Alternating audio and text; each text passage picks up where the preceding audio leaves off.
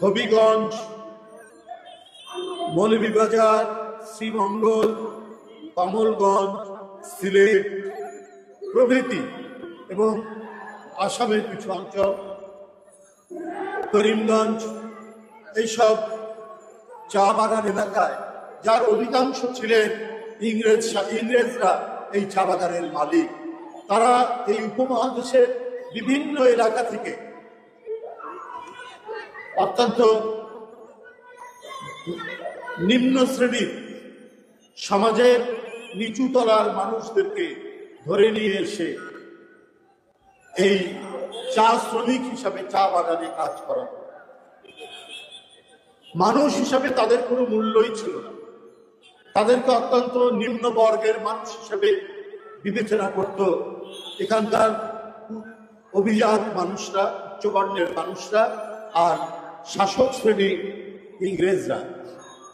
এদের নিপীড়ন নির্যাতন এত তীব্র ছিল, সারাদিন কাজ করার পরে বাসায় এসে ঘুমানোর মতো একটা ছোট জায়গাও ছিল না।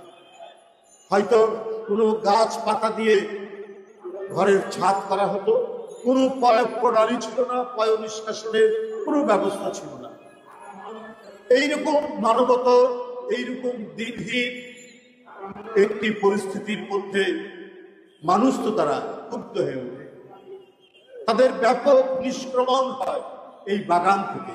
তারা এই উপমহাদেশের বিভিন্ন অঞ্চল থেকে তাদের নিজেদের ভিটেমাটি থেকে তুলে নিয়ে আসা হয়েছিল এবং তাদের নিজ এলাকায় নিজ বাড়িতে ফিরে যাওয়ার আকুতি থেকেই আজ থেকে 104 বছর আগে এই সমস্ত বাগানের চা শ্রমিকরা তারা বের হয়েছে যে এই মানবতার জীবনযাপন করবো না, আমরা আমাদের বাড়িতে ফিরতে চাই, এলাকায় ফিরতে চাই।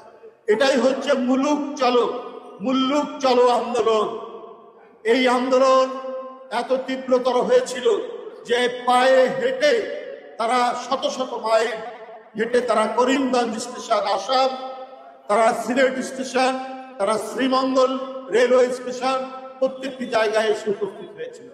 আর এই ঘুমন্ত শ্রমিকের উপরেই গুলি চালায় ইংরেজ শাসকদের এই দেশীয় তাবেদার পুলিশ বাহিনী। তাদের এই আত্মদানের মধ্যে দিয়ে অধিকার আদায়ের যে তীব্র আকুতি, যে আকাঙ্ক্ষা, আজও বাংলার আকাশে বাতাসে, আজও বাংলার নদী নালায় যে পানি প্রবাহিত হয়, সেখান থেকে এখনো তাদের সেই আওয়াজ উঠে যায়নি। আজও এদেশের মানুষ নিপীড়িত, আজও এদেশের মানুষ নির্যাতিত, আজও এদেশের মানুষ একবেলা খাবার জন্য তার প্রাণান্তকর পরিশ্রম করতে হয়। বন্ধুরা আমার, সেদিনের সেই মুলুক চলো আন্দোলন যে শিক্ষা দিয়েছে, সে শিক্ষার উদ্বুদ্ধ হয়ে আজও নির্যাতিত নিপীড়িত শ্রমজীবী মানুষ আজকে আজও লড়াই করছে। এই যে দেখো পাশে একটি অনুষ্ঠান চলছে, রিক্সা শ্রমিক এবং ব্যাটারি চালিত যে যানবাহন, তাদেরকে হঠাৎ করে তাদের যানবাহন নিষিদ্ধ করা হবে। ওবায়দুল কাদের সাহেব নিজেই বলেছেন তার হাতের যে ঘড়ি, সেই ঘড়ির দাম অনেক দাম। অনেক মানুষ বলে 50 লাখ টাকা। তিনি যে সানগ্লাস পরে সেটাও অনেক দাম, লক্ষ টাকা ছাড়িয়ে যাবে। যার সানগ্লাসের দাম এত, যার ঘড়ির দাম 50 লাখ টাকার উপরে, তিনি এই ব্যাটারি চালিত রিক্সাওয়ালা, এই রিক্সা আর এমনি যারা সাধারণ রিক্সাওয়ালা যাদেরকে তিনি নিষিদ্ধ ঘোষণা করলেন, তিনি কি এদের মর্ম বুঝবেন? উনি কি জানেন যারা একবেলা খায় না 2 বেলা খায়? উনি কি ওবায়দুল কাদেরকে জানেন যে তারা যে পরিশ্রম করে, যে তারা যে রিক্সা চালায়, তারা যে ব্যাটারি চালিত যান চালায়, সেই টাকা দিয়ে, সেই উপার্জন দিয়ে তার সন্তানকে স্কুলে পাঠাতে পারে কিনা? তাদের সন্তানরা তো বিভিন্ন দেশে বসবাস করছে। কেউ বলে দুবাইয়ে, কেউ বলে কানাডায়, কেউ বলে মালয়েশিয়ায় সেকেন্ড হোম এবং বিভিন্ন ধরনের হোম বাড়ি তারা সেইখানে নির্মাণ করেছে। তারা তো এদের বিষয় জানে না। তারা একবেলা চাল কিনতে পারছে না। যে দেশে আলুর দাম এই সিজনেও 55 টাকা, 50 টাকা, এটা কি ওবায়দুল কাদের সাহেব জানেন? ওবায়দুল কাদের সাহেব জানেন না। ওনার নেত্রী শেখ হাসিনাও জানেন না, কারণ ওনাদের প্রত্যেকটা নেতা এবং নেতাদের আত্মস্বজন বিদ্যুৎ খাত থেকে কোটি কোটি টাকা দিয়ে গেছেন, বিভিন্ন উন্নয়নের নাম থেকে কোটি কোটি টাকা পাচার করেছে। শুধু টাকা পাচারের আরো উপন্যাসের কাহিনী প্রতিদিন আমরা সংবাদপত্রের পাতায় আমরা পড়ছি। সুতরাং ওই ব্যাটারি চালিত রিক্সা চালক আর ওই রিক্সাওয়ালাদের করুণ কাহিনী কি করে জানবেন ওবায়দুল কাদের সাহেবরা, কি করে জানবেন শেখ হাসিনারা? আমি ওবায়দুল কাদের সাহেবকে বলি, এই যে ব্যাটারি চালিত কার নিয়ে আসা হলো, এটা তো নিশ্চয়ই কোনো দেশ থেকে আমদানি করা হয়েছে। তাহলে এই আমদানি করার সুযোগ লাইসেন্স দিল, তারা যে ঢাকার রাস্তায় বা রাজশাহীর রাস্তায় বা চট্টগ্রামের রাস্তায় প্রতিটি জেলা শহরেই আমি দেখেছি ব্যাটারি চালিত যান, তাহলে তাদেরকে এই রোড পারমিশন তারা দিল, আপনারা সরকারি দিয়েছে। এই যে যারা ইম্পোর্ট করেছে তারা তো আওয়ামী লীগের লোক, তারা তো আওয়ামী লীগের ব্যবসায়ী, তাহলে আওয়ামী লীগের আত্মীয় স্বজনের ব্যবসায়ী, তারা কোটি কোটি টাকা ইনকাম করলো ব্যাটারি চালিত যান নিয়েছে। আর এইটা এই যে গরিব ব্যাটারি চালিত যান আর রিক্সা চালকরা তারা ভাড়া নিয়ে এটা চালাতে গিয়ে দোষ হয়ে গেল। ওদের পেট ভরবে না, আপনাদের পেট ভরে বদ হজম হবে, তারপরেও টাকা দরকার আপনার লোকদের, আপনার এদেরকে ঘাটে ঘাটে টাকা দিতে হয়। আপনার প্রশাসনের লোক টাকা নেয়, স্থানীয় যুবলীগ ছাত্রলীগকে চাঁদা দিতে হয়। এত ঘাটে ঘাটে টাকা দেওয়ার পর যতটুকু তাদের উপার্জন হয় এইটা দিয়ে কোন রকমে চাল কিনে তাহলে ডাল কিনতে পারে না, আর ডাল কিনলে চাল কিনতে পারে না। আর এদের উপরেই আপনারা চালাচ্ছেন স্পিন রোলার, এদের উপরেই আওয়ামী লীগের কারবারি মাথার উপর ঝুলছে। ওবায়দুল কাদের সাহেব, আপনি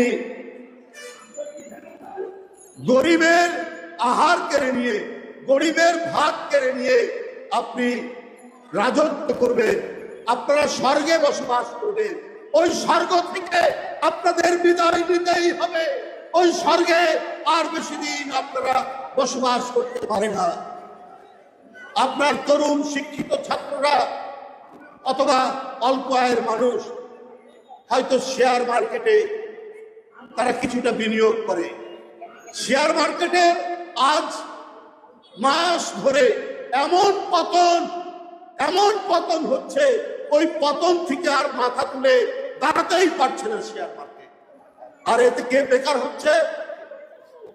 তরুণরা, যুবকরা, কোন রকমে যারা কিছু উপার্জন করে এখানে বিনিয়োগ করেছিল তারা সর্বশান্ত, তারা শেখ হাসিনা জানে একটা জিনিস, অনেক কথা তিনি বলেন, আমি এই করেছি, সেই করেছি, এত উন্নয়ন করেছি। এগুলো তো উনার হচ্ছে চাপাবাজি, আর উনার নেতা মন্ত্রীদের চাপাবাজির কথা। কিন্তু উনি কত মানুষকে যে গরিব বানিয়েছেন, গরিব থেকে আপনার চরম গরিব বানাচ্ছে, এইটার কথা আপনারা বলেন না, প্রধানমন্ত্রী বলেন না, প্রধানমন্ত্রী তারাও বলবেন না। কারণ তারা বলবেন কি করে? এবারেও বাজেটে ভর্তুকি বাড়ানো হচ্ছে বিদ্যুৎ খাত থেকে সব খাতে, কারণ যে ভর্তুকি না দিলে বিদ্যুৎ চলতে পারবে না, বিদ্যুতের যে দেনা সেই দেনা পরিশোধ করতে পারবে না। IMF থেকে শুরু করে IMF এবং অন্যান্য আর্থিক প্রতিষ্ঠান তাদেরকে শর্ত দিচ্ছে, শর্ত দেওয়ার পরেও তারা ভর্তুকি বাড়াচ্ছে। এই ভর্তুকিটা কে দেয়? এটা কি গোপালগঞ্জের টুঙ্গি পাড়ার টাকা দিয়ে চলে? না এই গরিব মানুষ, রিক্সাওয়ালা, এই শ্রমিক, এই শ্রমিক মানুষ, এদের করের টাকায় এই ভর্তুকি দেওয়া হয়, এদের পকেট কেটে ভর্তুকি দেওয়া হয় কাদের? ওই যে রেন্টাল বিদ্যুৎ প্ল্যান যারা আওয়ামী লীগের ঘনিষ্ঠ, যারা আওয়ামী লীগের মন্ত্রী তাদেরকে এই ভর্তুকির টাকা দেওয়া হবে। এই জন্যই এত ধৈর্য। ওইখানটায় প্রধানমন্ত্রী কোনো কনসেশন দিতে পারেন না।